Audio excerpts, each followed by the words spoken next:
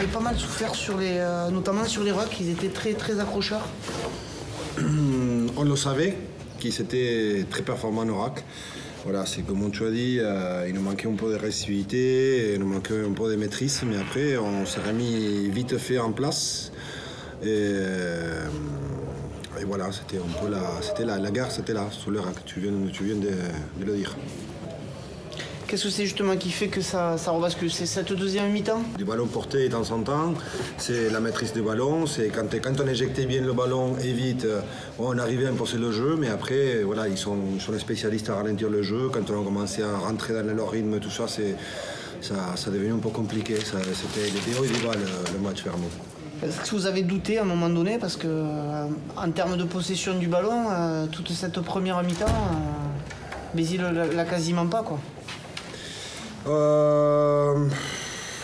C'était compliqué, voilà, on ne s'en doutait pas. Je pense qu'on avait les choses bien claires dans la tête. On voulait ces victoires-là, on était allé la chercher. Après, n'importe quel moyen on utilisait.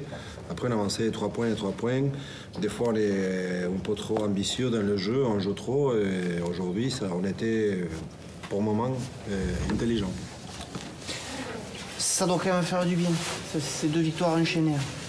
Oui, 2 victoires gênées et surtout des dernières 5 minutes comme ça tranquilles. Je pense qu'il y a longtemps qu'à Béziers on passe pas des moments comme ça tranquilles. Mais ça fait du bien et j'espère que ça devienne une habitude d'ici à long terme.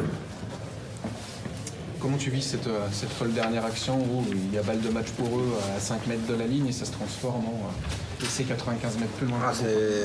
C'était magnifique, vraiment. C'était magnifique. Après, voilà, et on a beaucoup parlé à la mi-temps d'agressivité, de tenir, d'avoir des patience, de ne pas faire des fautes. Des fois, on a accompli, des fois non. Mais on l'a vécu vraiment avec beaucoup de joie. Et le fait de faire un essai, c'était 80 mètres, non? 90 mètres, c'était magnifique. Voilà, c'était un bon prix pour les 3/4 qui méritent parce qu'ils travaillaient beaucoup. Et ça fait du bien de voir un essai de contre-attaque comme ça. Ça fait plusieurs matchs où on a du coaching gagnant. L'entrée de Tawalo fait du bien, il est décisif sur cet essai. C'était un peu pareil la semaine dernière. Et oui, en fait, nous, on ne joue pas à 15, on joue à 23. On dit toujours qu'on va gagner avec les 23, même des fois avec les 25, les joueurs qui peuvent rentrer pour une blessure. Et on est tous concernés et on demande vraiment que le remplaçant il ramène quelque chose de positif. Ils ont accompli ce job-là. C'est la jolie histoire quand même parce qu'il était même pas prévu sur la feuille de match à la base, Tawalo. Si Bérard est pas malade, t'as peut-être pas ce dernier essai.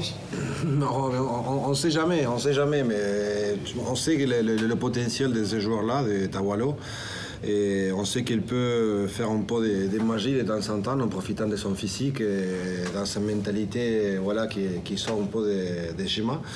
Et voilà, il a bien profité. Après, il a eu de bons soutiens, c'est pas que lui. Je pense que c'était un essai collectif et bien mérité.